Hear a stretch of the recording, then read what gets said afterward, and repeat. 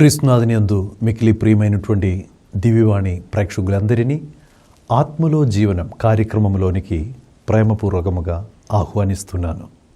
ఈరోజు ఆత్మలో జీవనం కార్యక్రమం ద్వారా దేవుడు మనకు తెలియచేయాలని ఇష్టపడుతున్నటువంటి ఆత్మీయమైన విషయములను ధ్యానించుటకు స్వీకరించుటకు ప్రార్థనాపూర్వకముగా సిద్ధపడతాం.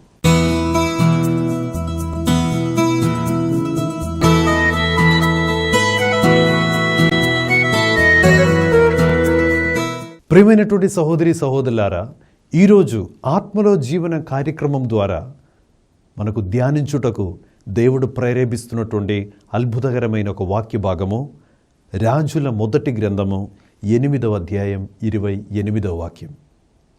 రాజుల మొదటి గ్రంథము 8వ అధ్యాయము 28వ వాక్యము. అది ఏమనగా అది సొలొమోన్ రాజు చేసిన ఒక ప్రార్థన. సొలొమోన్ రాజు చేసిన ప్రార్థనలో అది ముఖ్యమైన ఒక వాక్య భాగము, ముఖ్యమైన ఒక ప్రార్థన ఈ వాక్యంలో మనం చూస్తున్నాం. ఆ ప్రార్థన ఏమనగా, ప్రభు ఈ సేవకుని దీనాలాభములో ఆలింపుము, చెవియొగ్గి ఈ భక్తుని మొర వినుము. ప్రతిరోజు కూడా మనం చేయవలసిన ఒక ప్రార్థనగా నాకు అనిపిస్తుంటుంది.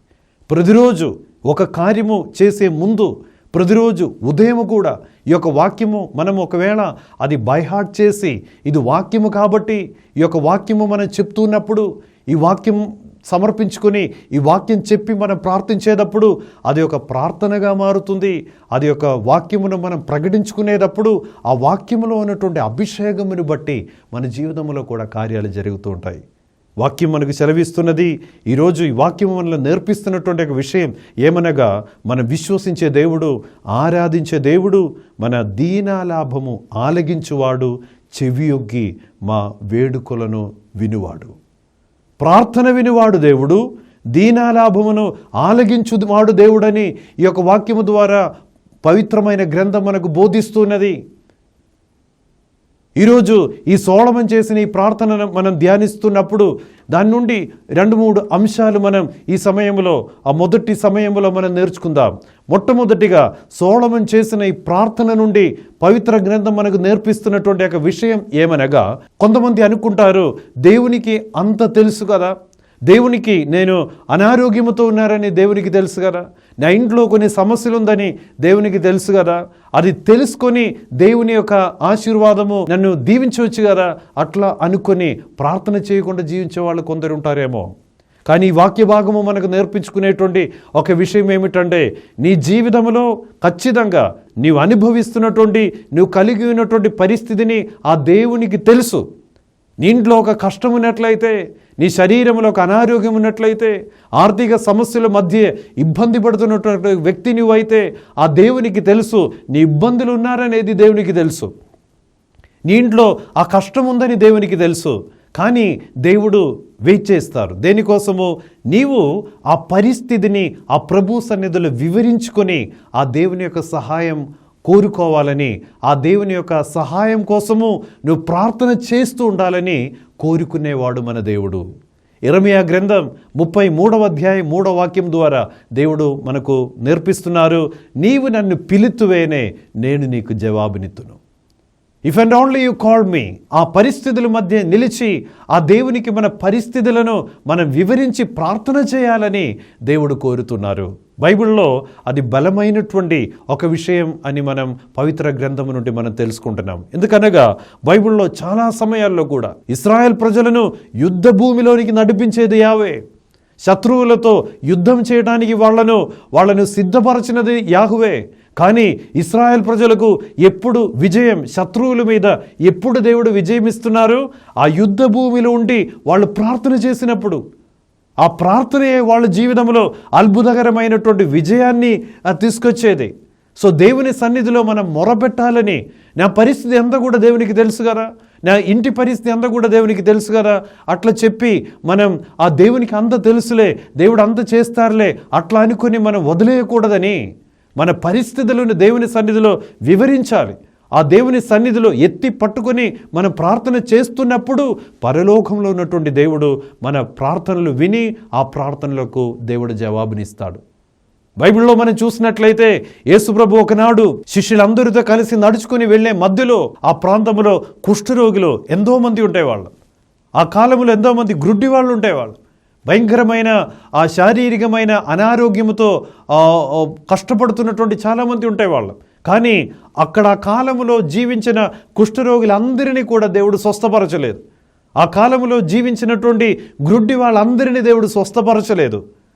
మన బైబిల్ చూస్తున్నాము, యేసుప్రభు నడుచుకుని వెళ్లే మధ్యలో ఒక కుష్ఠరోగి ప్రభు సన్నిధికి వచ్చి అక్కడ మోకరించి ఆయన వైపు చూస్తూ చెప్తున్నాడు, దేవా నీకిష్టమైనచో నన్ను శుద్ధి చేయము అని చెప్పినప్పుడు దేవుడు అతని వైపు చూసి దేవుడు అతనితో చెప్పిన మాట ఏంటంటే, నాకిష్టమే, నువ్వు శుద్ధిని పొందుము అని దేవుడు చెప్పగా తల్క్షణము వాడు శుద్ధుడాయెను. ఎంతోమంది కుష్ఠరోగులు, ఎంతోమంది గ్రుడ్డి వాళ్ళు కూడా ఆ జన సమూహంతో పాటు దేవుని వెంబడించి ఉంటారు. కానీ ఎవరు ముందుకు వచ్చి దేవా నా పరిస్థితి ఇది, ఆ పరిస్థితిని ప్రభు సన్నిధిలో వివరించి వాళ్ళు ఆ దీన పరిస్థితిని ప్రభు సన్నిధిలో సమర్పించుకొని దానికోసం ఒక విడుదల కోసము ఎవరు దేవుని యొక్క విడుదల కోసము ప్రార్థిస్తుంటారో వాళ్ళ జీవితంలోనే దేవుడు అద్భుతాలు చేస్తారు. అందుకే దేవుడు స్పష్టముగా మనకు నేర్పిస్తున్నారు, నీవు నన్ను పిలుతువేనే నేను నీకు జవాబునిత్తును. జవాబునిచ్చుటకు దేవుడు సిద్ధముగా ఉన్నాడు, ఆశీర్వదించుటకు దేవుడు సిద్ధముగా ఉన్నాడు. బైబిల్లో అదే విధముగా హన్న అనేటువంటి ఒక భక్త స్త్రీ, ఆమెకున్నటువంటి ఒక ఇబ్బంది, ఆ సంతాన భాగ్యం కోసము ఎన్నో సంవత్సరాలు ఇబ్బంది పడి జీవించినటువంటి ఒక తల్లి హన్న. కానీ ఒకనాడు ఆమె దేవుని దగ్గరికి వచ్చారు. దేవునికి తెలుసు, అంత పవిత్రంగా దేవుని పట్ల భక్తి, విశ్వాసం, ప్రేమ కలిగి జీవిస్తున్నటువంటి హన్న ఆ బిడ్డ లేదని, సంతాన భాగ్యం ఇంకను పొందలేదని దేవునికి తెలుసు. అయినప్పటికీ కూడా ఆ దేవుడు ఎదురు చూశాడు. ఎప్పుడు హన్న దేవుని దగ్గరికి వెళ్ళి ఏడుపుతో, కన్నీటితో, దేవా నాకు ఒక బిడ్డను దయచేయము దేవా అని కన్నీటి ప్రార్థన చేసి ఆమె హృదయాన్ని ప్రభు సన్నిధిలో కుమ్మరించినప్పుడు అద్భుతకరమైన ఆశీర్వాదము ఆమె దేవుని నుండి పొంది ఉన్నారు. ప్రియమైనటువంటి సహోదరి సహోదరులారా, ఈరోజు దేవుడు మనకు నేర్పిస్తున్నటువంటి ఒక ముఖ్యమైన విషయం ఏమిటంటే, నీ స్వరము వినుటకు దేవుడు ఎదురు చూస్తున్నాడు. ఆ దేవునికి నీ విషయాలు తెలియదు వలన కాదు, ఆ దేవునికి నీవు కలిగి ఉన్న ప్రతి ఒక్క విషయాన్ని దేవునికి తెలుసు. అయినప్పటికీ కూడా నీ యొక్క స్వరము వినుటకు దేవుడు ఎదురు చూస్తున్నాడు. అందుకే దేవుడు మత్తయి సువార్త 7వ అధ్యాయంలో దేవుడు ఈ విధముగా చెప్తున్నాడు, అడుగుడి మీకు ఇవ్వబడును. అడగకుండా ఇచ్చేవాడు కాదు దేవుడు. దేవునికి తెలుసు, కానీ దేవుడు కోరుకుంటున్నారు. దేవుడు పిల్లలు ఏ విధముగా తల్లిదండ్రుల మీద ఆధారపడతారో, పిల్లలకు కొన్ని విషయాలు కావాలని తల్లిదండ్రులకు తెలుసు, అయినా కూడా తల్లిదండ్రులు ఆ పిల్లలు అడిగేంత వరకు కూడా వెయిట్ చేస్తారు. మన దేవుడు కూడా మనకు తండ్రి, మనమందరం ఆ దేవుని బిడ్డలమే. అయితే పిల్లలు తల్లిదండ్రులతో నాకు అది కావాలని చెప్పినప్పుడు, అది పిల్లలు చెప్పేది వినేటప్పుడు తల్లిదండ్రులకు ఒక సంతోషం. ఇది కావాలని వాళ్ళ మీద చెప్పి ఆధారపడేటప్పుడు వాళ్ళు చెప్పిన చిన్న చిన్న మాటలు విని తల్లిదండ్రులు సంతోషిస్తారు. వాళ్ళకి అవసరమైనదంతా కూడా తల్లిదండ్రులు వాళ్ళకి ఇస్తారు. అదే విధముగా ప్రియులారా, మనమందరం కూడా పరలోక తండ్రికి మనమందరం కూడా బిడ్డలం. మన స్వరం వినాలని ఆ దేవుడు ఎదురు చూసేవాడు. ఎప్పుడు కూడా మనం వాక్య పరిచర్యలో వడక మధ్యలన్నింటిలో కూడా మనం వినేదేంటంటే, ఆ దేవుని స్వరం మనం వినాలని ఎప్పుడు కూడా మనం వింటూ ఉంటాం, అందరితో కూడా మనం చెప్తూ ఉంటాం కూడా. కానీ దేవుడు నా స్వరము వినుటకు, ఆ దేవునితో నేను చేసే ప్రార్థన, ఆ దేవునితో నేను మాట్లాడి నా స్వరము వినుటకు ఎదురు చూసే దేవుడని పవిత్ర గ్రంథం ఈరోజు మనకు హెచ్చరిస్తున్నది. ప్రియమైనటువంటి సహోదరులారు, అందుకే ఎవరు కూడా ఏమాత్రం మొగమాట లేకుండా ఆ దేవునితో మాట్లాడే ఆ జ్ఞానము, వివేకము దేవుడు మీ అందరికీ కూడా ప్రసాదించాలని ప్రార్థిస్తున్నాం.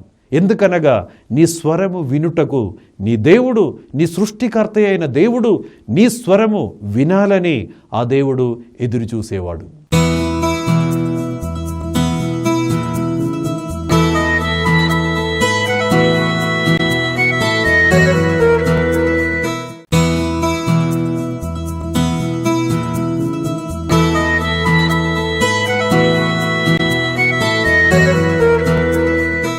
రెండవ విషయము మనం చూసినట్లయితే ఈ ప్రార్థన నుండి మనం నేర్చుకోవలసిన రెండవ విషయం ఏమనగా, దేవుడు మనం చేసే ప్రార్థనలు ఏం ప్రార్థన కూడా వృధా పోదు. ఆ ప్రార్థన అంతా కూడా గాడ్ లిసన్స్ అవర్ ప్రేయర్స్. మనం చేసే ప్రార్థన అది దేవుని సన్నిధిలో చేరుతున్నది. లూకాసు వార్త 1వ అధ్యాయం 13వ వాక్యములో అక్కడ జక్కరియా అనేటువంటి దేవుని యొక్క యాజకుడు, he was a high priest, he was a priest, ఒక యాజకుడు, ఆయన ప్రార్థన చేశాడు. ఆ ప్రార్థనకు ప్రత్యుత్తరముగా దేవుడు ఒక దూతను పంపించి జకర్యాతో దేవుడు చెప్తున్నాడు. లూకాసు వార్త 1వ అధ్యాయం 13వ వాక్యములో ఈ విధముగా మనం చూస్తున్నాం, జకర్యా నీ ప్రార్థన ఆలగింపబడినది. Your prayers have reached to the Lord. నువ్వు ఈ దేవాలయంలో కూర్చుని దేవుని సేవలు చేసి ఇక్కడ ఉండి నువ్వు చేసిన ప్రార్థన అది ప్రభు సన్నిధిలో చేరింది. దేవుడు నీ ప్రార్థన విన్నాడు, నిన్ను దీవించుటకు దేవుడు నన్ను పంపారని ఆ దూత జకర్యాతో చెప్పే ఆ సందర్భాన్ని బైబిల్లో మనం చూస్తున్నాం. ప్రియులారా, మనం చేసే ఏ ప్రార్థన కూడా వృధా పోదు. ఆ ప్రార్థన దేవుని సమక్షంలో చేరుతున్నది. అదేవిధముగా రాజుల 2వ గ్రంథము 20వ అధ్యాయం 5వ వాక్యములో మనం చూసినట్లయితే అక్కడ హిస్కియా రాజు జబ్బుబడి మంచం మీద ఉన్నాడు. ఆ భయంకరమైన వ్యాధితో, నయం కాని ఆ వ్యాధితో బాధపడుతున్నటువంటి రోజుల్లో వాక్యంలో మనం ఏదో చదువుతున్నాం, హిస్కియా రాజు ఆ గోడ వైపు తిరిగి ప్రభువుతో ప్రార్థించాడు. ఏం ప్రార్థించాడు? దేవా, నన్ను కరుణించుము దేవా, నేను నా జీవిత కాలమంతా కూడా నిన్ను చిత్తశుద్ధితో నేను సేవించాను, నీ చిత్తము చొప్పున నేను నడిచాను. దేవుని సన్నిధిలో ప్రార్థించాడు, కన్నీటితో ప్రార్థించాడు. బైబిల్లో మనం చదువుతున్నాము, అతడు గోడ వైపు చూసి కన్నీటి ప్రార్థన, ప్రభువా, నా జీవిత కాలమంతా చిత్తశుద్ధితోనే నేను నీకు సేవలు చేశాను, చిత్తశుద్ధితోనే నీవు చెప్పిన మాటలో మాత్రమే, నువ్వు చెప్పిన విధముగా నేను జీవించానని చెప్పి కన్నీటి ప్రార్థన అతడు చేసినప్పుడు దేవుడు అతనికి ప్రత్యుత్తరం ఇచ్చి ఈ విధముగా చెప్తున్నాడు, హిస్కియా రాజు, ప్రభువైన నేను నీ మొర వింటిని, నీ కన్నీళ్లను నా కనులారా చూచిదిని అని దేవుడు అతనికి ప్రత్యుత్తరం ఇచ్చాడు. I have heard your prayers and I have seen your tears అని పరలోకము నుండి దేవుడు అతనికి ప్రత్యుత్తరం ఇచ్చి అతనికి అద్భుతకరమైన విడుదలనిచ్చి 15 సంవత్సరాలు కూడా ఆయన బ్రతికినట్లుగా దేవుడు చేశాడు. ప్రియమైనటువంటి సహోదరి సహోదరులారా, మన దీనాలాభములను ఆలగించువాడు దేవుడు. ప్రార్థన చేస్తుండగా చెవియొగ్గి నీ చెప్తూ ఉన్నప్పుడు నీ దేవుని సమక్షంలో నీ స్వరము వినిపించినప్పుడు ఆ స్వరము వినాలని, నిన్ను దీవించాలని, నీ యొక్క దీనాలాభనమును ఆలగించి అద్భుతకరమైన విడుదలను, అద్భుతకరమైన శ్రేష్టమైన ఆశీర్వాదాలతో నీ జీవితాన్ని అలంకరించాలని ఎదురు చూస్తున్నటువంటి దేవుడు మన దేవుడు. అదేవిధముగా ఈ యొక్క ప్రార్థన నుండి మనం నేర్చుకోవలసిన 3వ విషయము, సొలొమోను రాజు ప్రార్థిస్తున్నాడు, ప్రభు ఈ సేవకుని దీనాలాభములను ఆలగింపుము, చెవియొగ్గి ఈ భక్తుని మొర వినుము అని సొలొమోను రాజు ప్రార్థన చేస్తుండగా 3వదిగా మనం నేర్చుకోవలసిన ఒక విషయం ఏమిటంటే, ఆ సొలొమోను రాజు ఆ దేవునికి ఆ ఒక విషయం మీద సంపూర్ణమైన పరిపూర్ణమైన అధికారం ఉందని ప్రకటిస్తున్నాడు. He declares complete authority of God in that particular issue. మనం ప్రార్థన చేసేటప్పుడు మనం మర్చిపోకుండా మన మనసులో ఉండవలసిన ఒక కార్యము కూడా, దేనికోసం నువ్వు ప్రార్థిస్తున్నావో ఆ విషయం మీద దేవునికి అధికారం ఉందని. మనం విశ్వసించే దేవుడు, ఆరాధించే దేవుడు, వెంబడించే దేవుడు సర్వాధికారి, ఆల్మైటీ గాడ్, ఎల్ షడాయ్, అన్ని విషయాల మీద అధికారం కలిగిన దేవుడు. ఆకాశం మీద, భూమి మీద, అన్ని విషయాల మీద కూడా అధికారం కలిగిన దేవుడు మన దేవుడు. ఇప్పుడు మనం ఒక విషయం కోసం ప్రార్థించుకునేటప్పుడు మనం తెలుసుకోవాలి, ఈ విషయం మీద దేవునికి అధికారం ఉన్నది. ఆ అధికారం, దేవుని యొక్క అధికారంలోనికి ఆ పరిస్థితిని సమర్పించుకొని పరిష్కారం కోసం ఎదురు చూస్తూ ఉండాలి. ఒకవేళ ఆర్థిక సమస్యలతో నువ్వు ప్రార్థించేటప్పుడు దేవునికి సమర్పించు, విశ్వసించు, నా ఆర్థిక సమస్య మీద దేవునికి అధికారం ఉన్నది. అనారోగ్య పరిస్థితులు ఉన్నప్పుడు, ఆ అనారోగ్య పరిస్థితులు ఉన్నప్పుడు ప్రార్థన చేసినప్పుడు నువ్వు విశ్వసించు, నా అనారోగ్య పరిస్థితి మీద దేవునికి అధికారం ఉన్నది. ఎందుకనగా నా దేవుడు సర్వాధికారి. ఆ దేవుడు ఈ పరిస్థితి మీద, ఈ యొక్క సమస్య మీద, ఈ యొక్క ఇష్యూ మీద తన యొక్క అధికారమును, తన యొక్క కారుణ్యమును, తన యొక్క అధికారమును ప్రదర్శించి అద్భుతకరమైన ఆ యొక్క విడుదల కార్యము, అద్భుతకరమైన పరిష్కారము ఆ దేవుడు నాకు ఇస్తాడని ఆ యొక్క విశ్వాసముతో, నమ్మకముతో మనం ప్రార్థన చేస్తూ ఉండాలి. మనం ప్రార్థన చేస్తున్నటువంటి ప్రతి ఒక్క విషయము, మనం దేవునికి సమర్పిస్తున్నటువంటి ప్రతి ఒక్క విషయం మీద కూడా అధికారం కలిగిన దేవుడు, ఆ దేవుని యొక్క అధికారములోనికి ఈ యొక్క పరిస్థితిని, సమస్యను మనం సమర్పిస్తుండగా మన ఊహానికి మించిన అద్భుతకరమైన ఒక ఆశీర్వాదాలతో, మన యొక్క ఊహానికి మించిన అద్భుతకరమైన ఆశీర్వాదాలతో ఆ యొక్క సమస్యను దేవుడు పరిష్కరించి మనల్ని దీవిస్తారు. అందుకే హీబ్రూ లేఖనములో 4వ అధ్యాయము 16వ వాక్యం ఈ విధముగా సెలవిస్తున్నది, కావున ధైర్యవంతులమై మనము దయానిధియగు దేవుని సింహాసనమును సమీపించుము. కావున ధైర్యముతో నువ్వు రావాలి. దేవుని దగ్గరికి వెళ్ళేటప్పుడు, ప్రార్థించుటకు వెళ్ళేటప్పుడు ధైర్యంతో వెళ్ళము, నిస్సందేహముగా వెళ్ళము. ఎందుకనగా నువ్వు సమర్పించే విషయం మీద ఆ దేవునికి అధికారం ఉన్నది. Go with confidence to the presence of God. ధైర్యముతో దేవుని సన్నిధికి వెళ్ళాలని వాక్యం సెలవిస్తున్నది. కావున ధైర్యవంతులమై మనము దయానిధియగు ఆ దేవుని యొక్క సింహాసనమును సమీపింతుము. ధైర్యముతో వెళ్ళాలి, నిస్సందేహంగా వెళ్ళాలి. ఎందుకనగా ఈ దేవునికి ఈ సమస్య మీద అధికారం ఉన్నది. అదే విధముగా నేను ఈ యొక్క సమస్య సమర్పించుకొని ప్రార్థించుకునేటప్పుడు ఆ స్వరము ఆ దేవుడు వింటారు. ఆ విని అందులో దేవుడు సంతోషిస్తారు. నా స్వరము విని, నా ప్రార్థన విని అందులో ఆనందించే దేవుడు నా సమస్యకు పరిష్కారం ఇచ్చి నన్ను దీవిస్తారని నమ్మకముతో వాక్యం సెలవిస్తున్నట్లుగా ధైర్యవంతులమై, ఏమాత్రం మొగమాట లేకుండా, ఏమాత్రం అధైర్యపడకుండా, నిరుత్సాహము లేకుండా ధైర్యవంతులమై ఆ దేవుణ్ణి సమీపించే ఆ వివేకమును, జ్ఞానమును దేవుడు మనలో అధికము చేయునుగాక.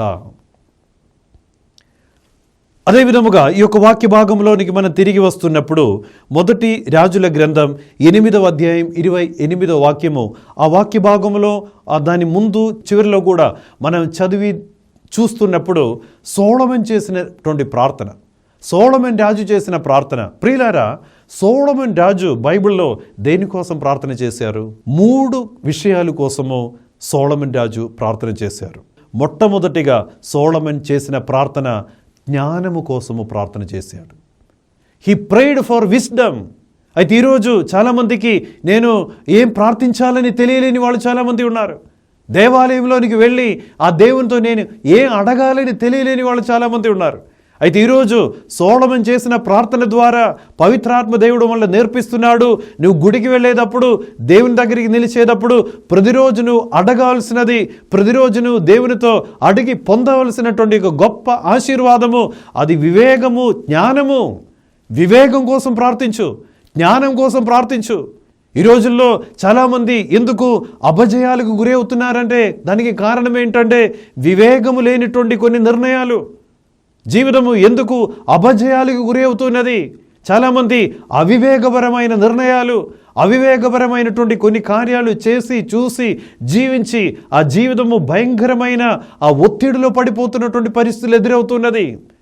ఈరోజు సొలొమోను ప్రార్థన మనం ధ్యానిస్తున్నప్పుడు సొలొమోను దేవునితో అడిగిన 3 విషయాలు అడిగాడు. అందులో శ్రేష్టమైన ఒక ఆశీర్వాదం ఏమనగా, దేవా నీ జ్ఞానమును నాకు దయచేయము దేవా. ప్రభు సన్నిధిలో మనం ప్రార్థించవలసిన ముఖ్యమైన ఒక ఆశీర్వాదము జ్ఞానము, వివేకము. దేవుడు సొలొమోను ఆ వివేకం కోసం ప్రార్థించినప్పుడు, జ్ఞానము కోసం ప్రార్థించినప్పుడు దేవుడు ఎంతగా సంతోషించారు. జ్ఞానం కోసము అప్పటి వరకు ఎవరు అడగలేదు. మొట్టమొదటిగా ఒకడు దేవుని యొక్క బిడ్డ జ్ఞానం కోసం అడిగినప్పుడు దేవుడు ఆ సర్వ జ్ఞాన అభిషేకమును దేవుడు అతని మీద దేవుడు కురిపించారు. అదే విధముగా సొలొమోను దేనికోసం ప్రార్థించాడు? 2వ విషయము, సొలొమోను ప్రార్థించిన 2వ విషయం ఏమనగా, he prayed for forgiveness of sins. ఆయన ప్రార్థించినది ఏమనగా దేవా పాపం మన్నింపు కోసం ప్రార్థించాడు. సొలొమోను ఒక రాజుగా ఉండి దేవునితో చెప్తున్నాడు, దేవా నీ ప్రజలు తెలిసి తెలియక చేస్తున్నటువంటి పాపములన్నింటినీ కూడా మన్నించుము దేవా అని ప్రార్థించాడు. ప్రియమైనటువంటి సహోదరులారా, మన ప్రార్థనా జీవితంలో మనం ప్రతిరోజు దేవునితో ప్రార్థన చేసేటప్పుడు మనం కూడా ప్రార్థన చేయవలసినది, దేవా నన్ను మన్నించుము దేవా. ఒక ప్రార్థన విధానము, వ్యక్తిగత ప్రార్థన విధానము పవిత్ర గ్రంథం ఈరోజు మనకు నేర్పిస్తున్నది. ప్రతిరోజు నీవు పాప మన్నింపు కోసం ప్రార్థించు. ఉదయం లేవగానే, అదేవిధముగా చివరిగా రాత్రి సమయంలో నిద్రపోయే ముందు కూడా నువ్వు ప్రార్థించు, దేవా ఈరోజు నేను తెలిసి తెలియగా నీ చిత్తానికి, నీ వాక్యమునకు, నీ ఇష్టమునకు విరుద్ధముగా చెప్పిన, చేసిన, చూసిన, జీవించిన ప్రతి ఒక్క విషయాన్ని బట్టి ప్రభువా నేను మన్నింపు అడుగుతున్నాను తండ్రి, నన్ను మన్నించుము దేవా, bless me lord with forgiveness అని మనం ప్రార్థించాలని ఈరోజు పవిత్ర గ్రంథం మనకు సెలవిస్తున్నది. మూడవదిగా సొలొమోను రాజు దేనికోసం ప్రార్థించాడు? మూడవదిగా ఆయన ప్రార్థించిన విషయం ఏమనగా, దేవా మంచిది చెడ్డది అది వివేచించగలిగినటువంటి ఆ విచక్షణ జ్ఞానం నాకు దయచేయమని ప్రార్థించాడు. What is good and bad, ఆ గిఫ్ట్ ఆఫ్ డిసర్న్మెంట్. ఏది మంచిది, ఏది చెడ్డది, నేను ఎటువైపు వెళ్ళాలి, ఏం చేయాలి అనేది, మంచిది చెడ్డది అది తెలుసుకునేటువంటి ఒక విచక్షణ జ్ఞానం నాకు దయచేయమని, ఆ గిఫ్ట్ ఆఫ్ డిసర్న్మెంట్ నాకు దయచేయమని ప్రార్థన చేశాడు. దేవుని వాక్యము సిరాపుత్రుడైన జ్ఞాన గ్రంథం 15వ అధ్యాయము 15వ వాక్యం ఏ విధముగా సెలవిస్తున్నది, ఇదిగో నేను నీ ముందు నిప్పు నీళ్లు ఉంచుతున్నాను, నువ్వు చేయి చాపి నీకు నిప్పు కావాలైతే నిప్పు తీసుకోవచ్చు, నీళ్లు కావాలైతే నీళ్లు తీసుకోవచ్చు. ఆ విచక్షణ జ్ఞానం మనలో ఉండాలి. ఆ విచక్షణ జ్ఞానం ఉంటేనే నేను నిప్పు తీసుకోవాలా, నీళ్లు తీసుకోవాలా అనేటువంటి ఆ జ్ఞానం మనలో పనిచేసేది. దావీదు చేసిన మూడవ ప్రార్థన, సొలొమోను రాజు చేసిన మూడవ ప్రార్థన, దేవా మంచి చెడ్డది, మంచిదేంటి చెడ్డదేంటి అని తెలుసుకోవటానికి దేవా విచక్షణ జ్ఞానము నాకు దయచేయమని ప్రార్థించాడు. ప్రియమైనటువంటి సహోదరి సహోదరులారా, ఈరోజు ఈ సొలొమోను రాజు చేసినటువంటి ఈ యొక్క ప్రార్థనను ధ్యానించుకునే ఈ ప్రత్యేకమైన సమయంలో మనం కూడా ఆ ప్రార్థనలో ఉన్నటువంటి కొన్ని ప్రత్యేకతలు మనం తెలుసుకుంటున్నాం. మొట్టమొదటిగా మనం తెలుసుకుందాం, నీ స్వరము వినుటకు నీ దేవుడు ఎదురు చూస్తున్నాడు. అదేవిధముగా నువ్వు చేసిన ప్రతి ప్రార్థన కూడా ఆ ప్రభు సన్నిధిలో చేరుతున్నది. అదేవిధముగా మనం కలిగి ఉన్న ప్రతి ఒక్క సమస్య, ప్రతి ఒక్క విషయం మీద కూడా దేవుడు అధికారం కలిగిన వాడుగా ఉన్నాడు. దానితో పాటు ప్రియమైనటువంటి సహోదరులారా, ప్రతిరోజు మనం ప్రార్థించవలసిన 3 ఆశీర్వాదాలు. మొట్టమొదటిగా for the gift of wisdom, దేవా జ్ఞానవరం నాకు అధికముగా దయచేయము దేవా అని ప్రార్థించాలి. రెండవదిగా నన్ను మన్నించుము దేవా అని ప్రార్థించాలి. తెలిసి తెలియగా ఎన్నెన్నో పాపములు, ఎన్నెన్నో దేవుని చిత్తానికి విరుద్ధమైన కార్యాలు మనం చేసి మనం జీవిస్తుంటాము. వాటిలన్నిటి నుండి దేవుడు మనకు ఆ మన్నింపును దయచేసి ఆ పాప క్షమాపణను దయచేయాలని ప్రతిరోజు మనం ప్రార్థన చేయవలసినదే. అదేవిధముగా మూడవదిగా మనం ప్రార్థన చేయవలసినది, దేవా ఆ విచక్షణ జ్ఞానముతో నన్ను అభిషేకించు, మంచిదేంటి చెడ్డదేంటి ఆ చెడ్డ వైపు చూడకుండా మంచిదిని ఎంచుకొని అద్భుతకరమైన విధముగా ఆ మంచి మార్గములో జీవించుటకు, ఆ దేవుని యొక్క ప్రీతిని పొందుకునే విధముగా జీవించుటకు ఆ పరలోక కృప, ఆ పరలోక అభిషేకమును, ఆ ధన్యతను దేవుడు అందరికీ కూడా ప్రసాదించునుగాక. ఈరోజు ఈ యొక్క వాక్య పరిచర్యలో పాల్గొనేటువంటి మిమ్మల్ందరినీ ఆ దేవుడు జ్ఞానవరముతో, పాప మన్నింపుతో, విచక్షణ వరముతో సమృద్ధిగా దీవించి ఆశీర్వదించునుగాక. ప్రభు మీతో ఉండునుగాక. సర్వశక్తిగల సర్వేశ్వరుడు పిత, పుత్ర, పవిత్రాత్మ ప్రభు వీళ్ళందరినీ ఆశీర్వదించి దీవించునుగాక. ఆమేన్.